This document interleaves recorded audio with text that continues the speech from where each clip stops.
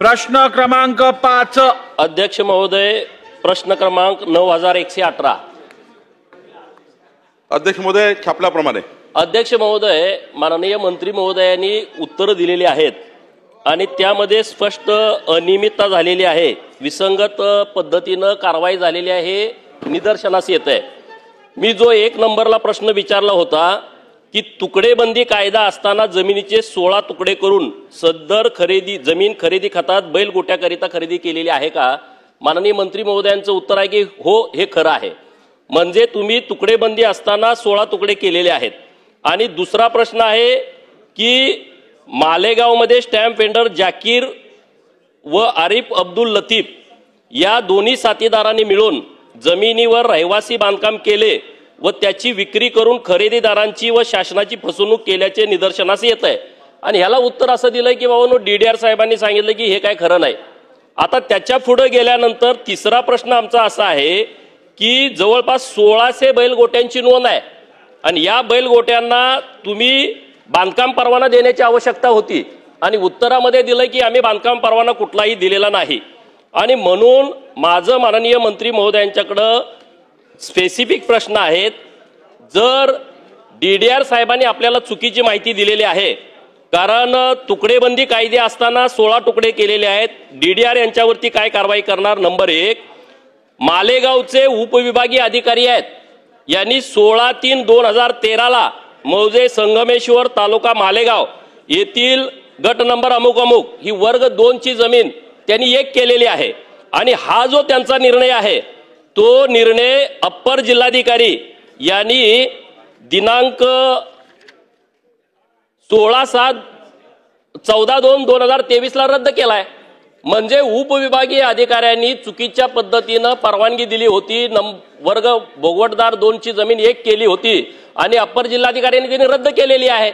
आणि मग ही विसंगती आहे। माननीय उपविभागीय अधिकारी जे 2013 ला होते त्यांच्यावरती आपण कारवाई काय करणार आहात? नंबर 1। नंबर 2, डीडीआरने आपल्याला चुकीची माहिती दिली त्याबद्दल डीडीआर वरती आपण कारवाई काय करणार आहात? आणि मग तुम्ही जे 2 जण आहेत ज्यांनी ही जमीन फसवून लोकांना दिलेली आहे त्यांच्यावरती आपण फौजदारी गुन्हे दाखल करणार आहात का? आणि ज्या जमिनीमध्ये जो ग्रीन बेल्ट होता, ग्रीन झोन होता, ज्याच्यामध्ये कुठलाही बांधकाम परवाना नाही, बांधकाम परवाना नसताना तुम्ही मान्य केलं की कुठलाही बांधकाम परवाना दिला नाही, तिथं अनाधिकृत बांधकाम केलेली आहेत, ती अनाधिकृत बांधकाम तात्काळ निर्गमित करण्याच्या सूचना आपण देणार आहात का? हे माझे स्पेसिफिक प्रश्न आहेत। माननीय अध्यक्ष महोदय, माननीय गोपीचंद पडळकर यांनी अत्यंत महत्त्वाचा प्रश्न या सभागृहात आणला आहे।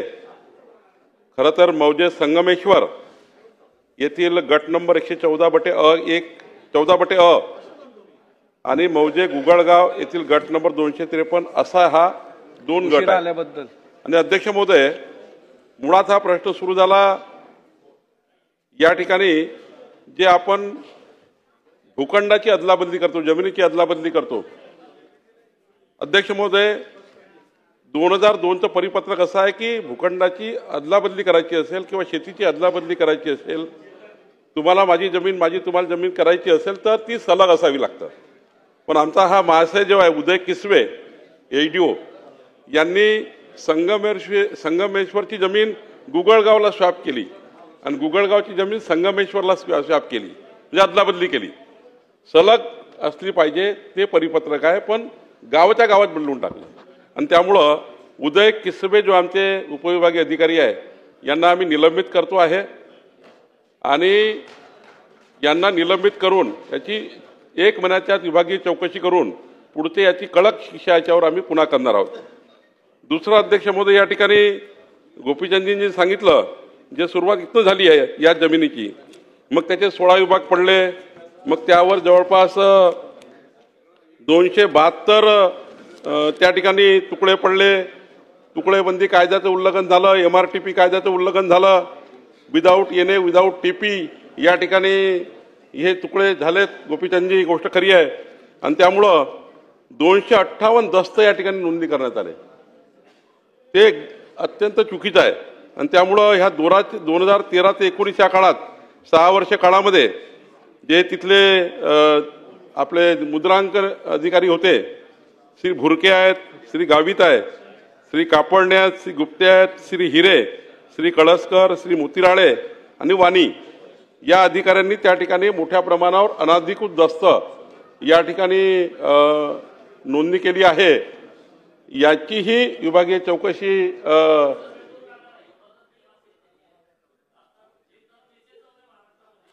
ज्या पद्धतीनं जे अधिकारी काम करतायत तर हे सगळं आता स्पष्ट झालंय की यांनी चुकीच्या पद्धतीनं त्यांच्या अधिकाराचा गैरवापर केलेला आहे। तर यांच्यावर पण निलंबनाची चौकशी करा, निलंबनाची कारवाई करा आणि त्यांची चौकशी लावा, ही माझी मागणी आहे आपल्याकडं। 8 अधिकारी आहेत 2013 ते 19 या काळातल्या 8 या ठिकाणी मुद्रांक अधिकाऱ्यांनी या चुका केल्या आहेत। मी उपविभागीय अधिकारी एडीओला निलंबित केला आहे, पण मला माननीय गोपीचंदजीला विनंती करायची आहे की या 7 दिवसामध्ये या 8 अधिकाऱ्यांनी कुठले कुठले दस्त कसे कसे त्या ठिकाणी चुकीचे नोंदवले आहे याची संपूर्ण विभागीय चौकशी करून किंवा प्रायमरी, आता तर विभागीय चौकशीला वेळ लागतो, 1.5 महिना 2 महिने, प्राथमिक चौकशी करून अधिवेशन संपण्यापूर्वी याबद्दलची जी पुढची कारवाई ती पूर्ण करू, ती सभागृहाला मी जाहीर करील। पण आता मात्र विभागीय चौकशी याची करून पण उपविभागीय अधिकारी यांना मी निलंबित केला आहे। आणि या पूर्ण प्रकरणात स्टॅम्प व्हेंडर जाकीर, आरिफ अब्दुल लतीफ या 2 लोकांनी या ठिकाणी मोठ्या प्रमाणावर हे जे गैरव्यवहार केले याच्यामध्ये साथ दिली आहे। त्यामुळं या गैरव्यवहारामध्ये जे लोक असतील त्या सर्वांवर फौजदारी कारवाई करण्यात येणार आहे। पुढे प्रश्न क्रमांक 6